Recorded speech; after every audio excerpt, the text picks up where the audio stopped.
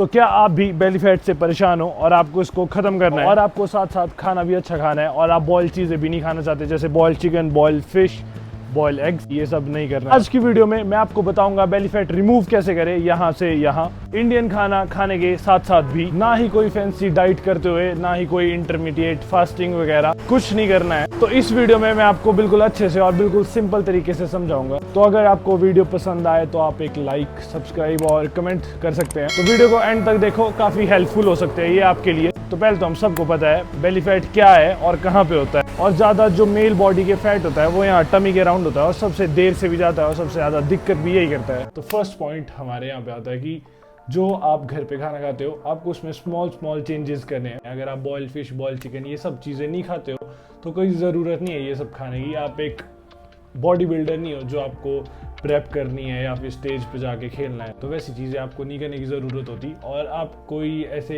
Actor भी नहीं हो जो आपकी कोई बहुत बड़ी मूवी आ रही है या फिर आपको ड्राई लुक फोटोशूट वगैरह करना है, तो इतना हार्ड डाइट करने की कोई ज़रूरत नहीं होती, फैंसी फूड्स वगैरह खाने की कोई ज़रूरत नहीं होती। ठीक है, आप नॉर्मल चीज़ें खा के भी अच्छी बॉडी फिजिक बना सकते हो। अगर हम बात करें कार्बोहाइड्रेट की, तो वो आप अपने घर पे ही बहुत अच्छे फूड से ले सकते हो, जैसे कि राइस, पोटैटो, रोटी, दाल, ये सारी चीज़ें आप कंज्यूम कर सकते हो कार्ब्स के लिए। तो यही खा के आपको बहुत ज़्यादा अच्छे बेनिफिट्स मिलेंगे, आपको कोई नई चीज़ें खा के एक्सपेरिमेंट करने की ज़रूरत भी नहीं है। और दूसरे नंबर पे हमारी चीज़ आती है प्रोटीन। अगर आप नॉन वेज खाते हैं तो आप प्रोटीन ले सकते हो एग से, फिश से, चिकन से। पर अगर आप वेजिटेरियन हो तो आप प्रोटीन ले सकते हो पनीर से, सोयाबीन से, दालों से और मिल्क से। इसमें भी एक चीज़ आती है, जो आप कुछ भी सब्जी वगैरह बना रहे हो या फिर कुछ भी बना रहे हो तो उसमें आप सारे टाइप के मसाले सब कुछ डाल सकते हो, कोई दिक्कत नहीं होती। ठीक है, पर दिक्कत जो होती है वो थोड़ा ऑयल से होती है। आप ऑयल को कम से कम रखने की कोशिश करो। जो भी आप कुक करोगे उसको आपको जलाना नहीं है, क्योंकि अगर आप उसको जलाओगे तो उसके सारे न्यूट्रिएंट्स वगैरह खत्म हो जाते हैं। इसीलिए आप वेजिटेरियन हो, वेज चीज़ें खाते हो तो आप वे प्रोटीन ऐड कर सकते हो अगर आपकी पॉकेट अलाउ करती है तो, क्योंकि प्योर आइसोलेट प्रोटीन मिलना मुश्किल होता है वेज चीज़ों में। मतलब प्रोटीन जिसमें सिर्फ प्रोटीन हो, कार्ब्स कम हो, फैट कम हो, ये सारी चीज़ें। थर्ड चीज़ आती है हमारी फैट। आपके घर में बहुत अच्छी चीज़ें होगी जिससे आपको फैट मिल रहा है, जैसे कि घी से भी आपको बहुत अच्छा गुड फैट मिलता है। सैचुरेटेड और अनसैचुरेटेड फैट मिल रहा है, उससे भी आपको। आलमंड्स वगैरह, पीनट्स, इन चीज़ों से भी आपको गुड फैट्स मिलते हैं। तो कोई ज़रूरत नहीं है आपको एवोकाडो खरीद के खाने की या फिर सैल्मन खरीद के खाने की। ठीक है, तो आप इन नॉर्मल चीज़ों को खा के भी अच्छी फिजिक बना सकते हो, जैसे कि मैंने बताया। अगर आपकी पॉकेट अलाउ नहीं करती है तो ये चीज़ें मत खाओ, ज़रूरी नहीं है। ठीक है, अगर आपके पास पैसे हैं तो आप ज़रूर खाइए ये सारी चीज़ें भी। फ्रूट्स वगैरह भी अपने एक दिन में 2 फ्रूट्स खा सकते हैं, बनाना, एप्पल, जो भी सीजन चल रहा होगा फ्रूट्स का, वो सारी चीज़ें भी आप कंज्यूम कर सकते हो। दूसरा पॉइंट यहाँ पे आता है रिमूव एक्स्ट्रा फूड्स। जो चीज़ें आप खाते हो ना अपने खाने के साथ जिनकी कोई ज़रूरत नहीं होती, तो उनको खाना बंद करो। जो इतने डेंस होते हैं कैलोरीज में, आपको पता भी नहीं लगता, आप बहुत स्मॉल अमाउंट में खाओगे और आपको बहुत सारी कैलोरीज दे जाएंगे वो चीज़। आप सोचते हो कि इतना सा टुकड़ा खा लेता हूँ मिठाई का या किसी भी मिठाई का या स्वीट का, तो आपको उस छोटी सी चीज़ में बहुत ज़्यादा कैलोरीज मिल जाती है, जिसको बर्न करने में आपकी जिम में फिर हालत ख़राब हो जाएगी। तो उन चीज़ों को भी रिमूव करो। जैसे कि आप मिल्क में रात को दूध पीते हो या सुबह पीते हो तो उसमें आप चीनी डाल के पीते हो, तो उसमें भी आपको बहुत ज़्यादा कैलोरीज मिल जाएगी। आप केचप भी खाते हो, उसमें भी आपको बहुत ज़्यादा कैलोरीज मिल जाएगी। तो ये स्मॉल चीज़ें आप अवॉइड करोगे तो आपको ज़्यादा बेटर रिजल्ट मिल पाएंगे। जैसे कि आप बाहर गए तो ये थोड़ा सा पार्टी चल रही है तो ये चीज़ें खा ली, पिज़्ज़ा खा लिया, बर्गर खा लिए, मोमोज़ खा लिए थोड़े से, तो आप बोलते हो क्या फ़र्क पड़ जाएगा एक बार खाने से। तो बहुत फ़र्क पड़ता है छोटी छोटी चीज़ों से। तो अगर आपको बेली फैट रिमूव करना है अच्छे से, सीरियस हो, तो ये छोटी चीज़ें अवॉइड करो, तो आपको ज़्यादा अच्छे से अच्छे रिजल्ट मिल पाएंगे। ऐसा नहीं बोला बिल्कुल ही बंद कर दो।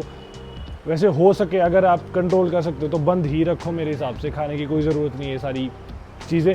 पर आप सोचते हो गुड़ खा लेंगे या चीनी खा लेंगे उससे क्या होता है, पर उन चीज़ों से भी आपको बहुत ज़्यादा कैलोरीज मिल जाती है। जैसे कि आप आइसक्रीम खाओगे उसमें भी आपको कैलोरीज मिल जाएगी। तो आप समझ सकते हो क्या क्या चीज़ें आपको बंद करनी है। ऐसे बाहर की स्मॉल चीज़ें अगर आप करोगे तो आपको अच्छे रिजल्ट्स मिलेंगे। तो थर्ड पॉइंट आता है know the limit of your food.